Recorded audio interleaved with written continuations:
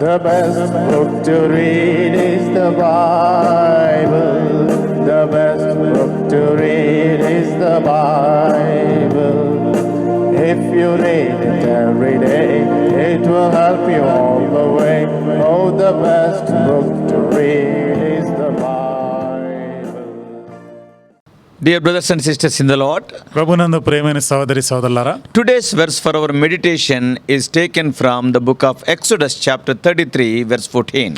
నేటి దినము మన ధ్యానం కొరకు నిర్గమకాండం 33 అధ్యాయం 14వ వచనం నుండి It తీసుకొనబడింది. is a very famous verse. ఇది చాలా ప్రఖ్యాతి అయిన వచనం. My presence shall go with thee. నా సన్నిధి నీకు తోడుగా వచ్చును.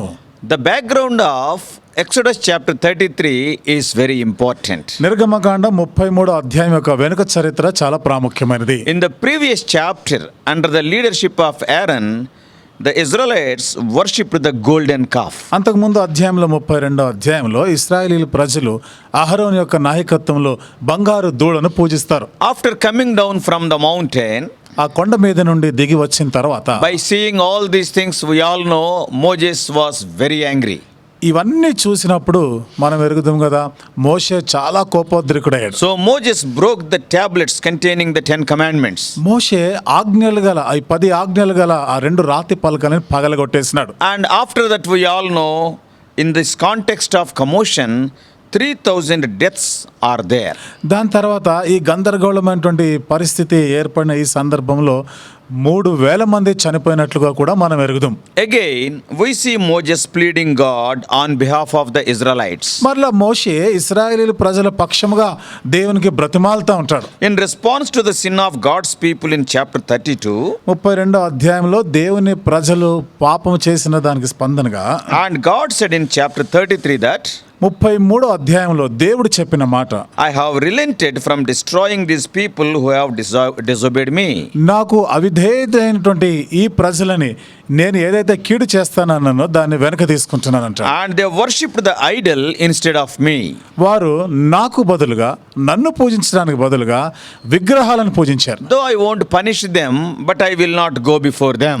నేను వారిని శిక్షించకపోయినా నేను వారితో కూడా వెళ్ళను, వారికి ముందుగా వెళ్ళను అంటాడు. Lord said to Moses, you take them to the promised land, అప్పుడు దేవుడు మోషేతో అంటాడు, నీవే వాళ్ళని వాగ్దాన దేశానికి నడిపించు and I will not come. నేను రాను అన్నాడు. But Moses never wanted to take even one step apart from the fullness of the presence of God. అయితే మోషే దేవుని యొక్క సంపూర్ణమైన సన్నిధి రానిదే నేను ఒక్క అడుగు కూడా ముందుకు వేయను అన్నాడు. What a man of God Moses was. మోషే ఎంతటి దైవజనుడు కదా. Dear brothers and sisters, ప్రియమైన సహోదరి సహోదరులారా, is the same true in our lives also? మన జీవితాల్లో కూడా ఇది సత్యమేనా?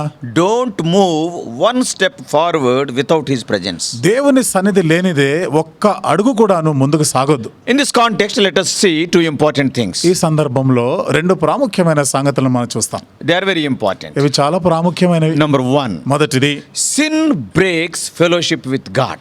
పాపం అనేది దేవునితో సహవాసాన్ని విడగొడుతుంది. Israelites are not new to God. ఇశ్రాయేలీయులు అనేది దేవుడికి ఏమి కొత్త కాదు, ఆయనకేం తెలియదని And కాదు. also God is also not new to them. అంతేకాదు వాళ్ళకు కూడా దేవుడేమి కొత్త ఏమి కాదు. When they groaned for redemption from Egypt, ఐగుప్తు నుండి ఆ విమోచన విడుదల కొరకే మూలిగినప్పుడు God heard them and performed wonders in the land of Egypt. దేవుడు వారి మూలుగును విన్నాడు, ఐగుప్తు దేశంలో అద్భుత కార్యాలు And జరిగించాడు. all of them saw those wonders with their own eyes. వాళ్ళందరూ తమ కళ్ళారా ఆ జరిగించబడిన అద్భుత కార్యాలు చూసినారు. How Egyptians were destroyed and the Israelites were redeemed. ఏ విధంగా ఐగుప్తీయులందరూ నాశనమయ్యారు, ఇశ్రాయేలీయులు విమోచించబడ్డారో చూశారు. And they were eating manna and drinking water from the rock in the wilderness. అంతేకాదు వాళ్ళు అరణ్యంలో మన్నా తింటున్నారు, బండ నుండి వచ్చిన నీళ్లు త్రాగుతా ఉన్నారు. And after experiencing all these miracles in their day-to-day lives, వారి అనుదిన జీవితంలో ఈ ఆశ్చర్యక్రియలన్నింటినీ కూడా వారు అనుభవించిన తర్వాత again at Mount Sinai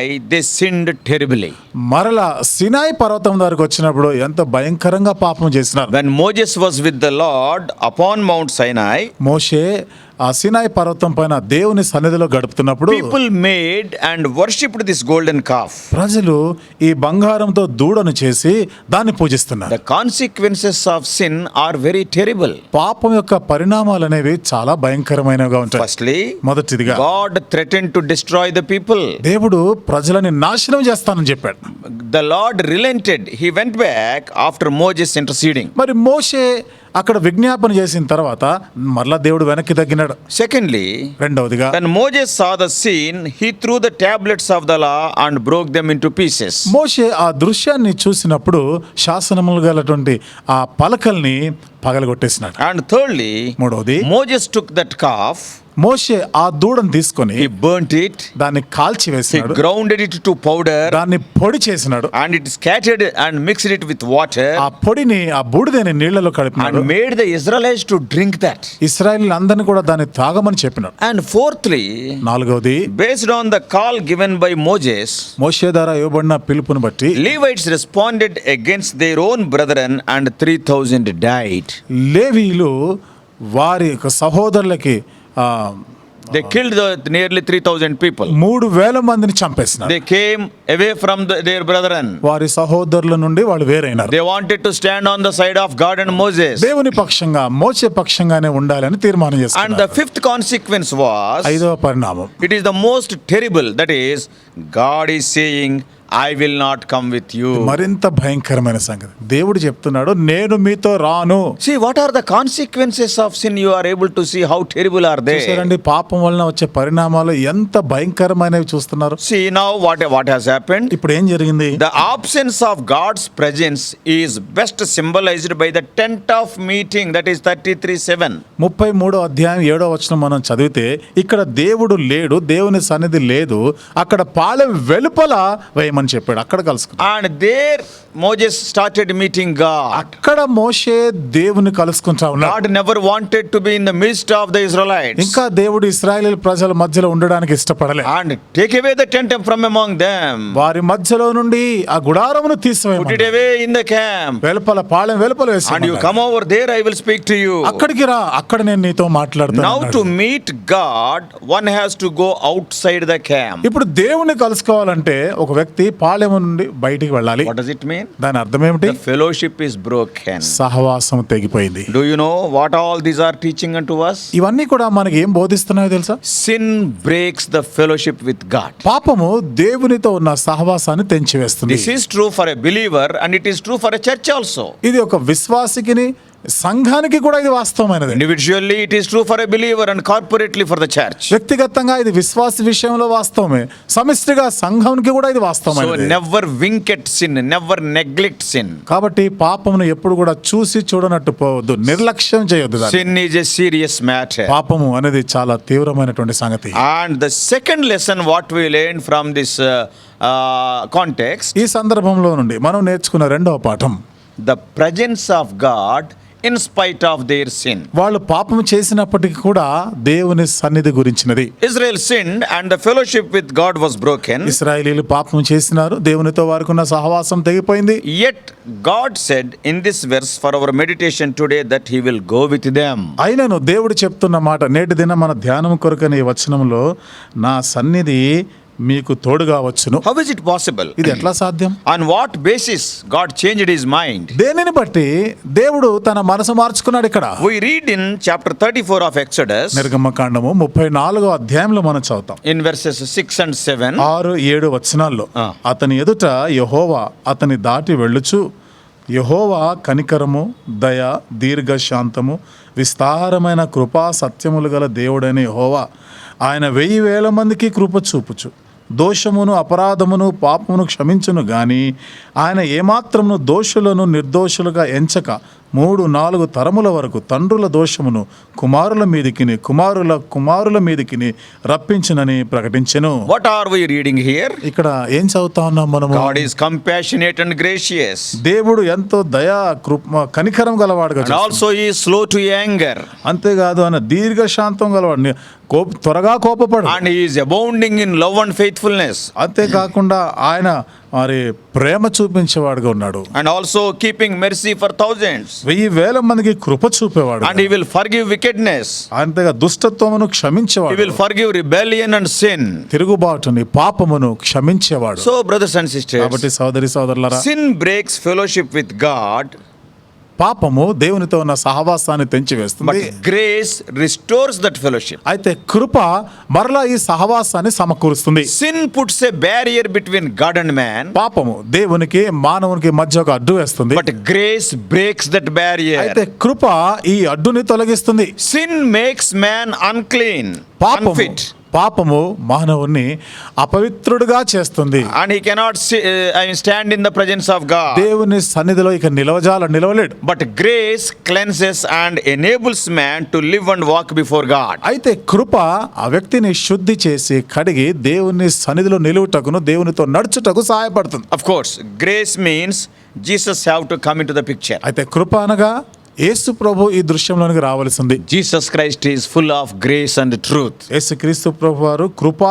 విస్తారమైన కృపా సత్యములు గలవాడు. And in John 1:14, John is writing, he is full of grace and truth. యోహాను సువార్త 1వ అధ్యాయము 14వ వచనంలో మనం చదువుతున్నాము, ఆయన కృపా సత్య సంపూర్ణుడు. And do you want to God to go with you? మరి దేవుడు నీతో కూడా రావాలని ఇష్టమా నీకు? Especially I am speaking to young people. ప్రత్యేకించి నేను యవనస్తులతో Many times they think, oh, we can do anything and everything. అనేక పర్యాయాలు వాళ్ళు అనుకుంటారు, నేను ఏమైనా చేయగలను, నేను ఏదైనా చేస్తాను. It is because of their immaturity and inexperience. ఇదంతా కూడా వారు ఇంకా ఎదగలేదు, అంతేకాదు వారికి ఇవి తెలియదు, అనుభవం లేదు. God must be with you. దేవుడు నీతో కూడా ఉండి తీరాల్సిందే. Without him we can do nothing. దేవుడు నీతో లేనిదే నువ్వేమి చేయలేవు. If you want to enjoy his continual presence, you have to believe in Jesus. దేవుని ఎడతెగని సాన్నిధ్యాన్ని నువ్వు అనుభవించాలి, ఆనందించాలి అంటే యేసు నామమునందు You విశ్వాసం have to ఉంచాలి. confess Lord Jesus Christ in your life. నీ జీవితంలో యేసుక్రీస్తు ప్రభువారిని ఒప్పుకోవాలి. By his grace and through faith, everyone can enjoy his presence and the rest it brings. ఆయన కృప ద్వారా ఆయన విశ్వాసం ఉంచటం వలన అందరూ కూడా ఆయన యొక్క సన్నిధిని అనుభవించగలము, మరలా సహవాసంలో సమకూర్చబడతాం. You can have close relation with God like Moses. మోషే వలనే దేవునితో సన్నిహితమైన సహవాసం కలిగి ఉండొచ్చు. Then it will be a blessed life for now and also forever.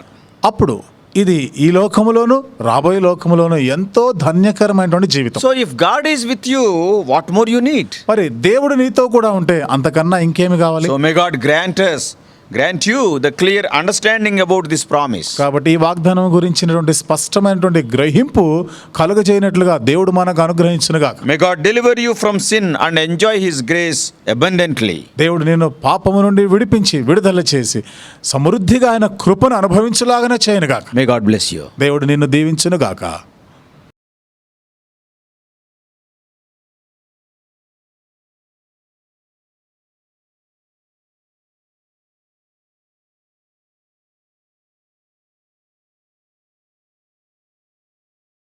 God bless you all.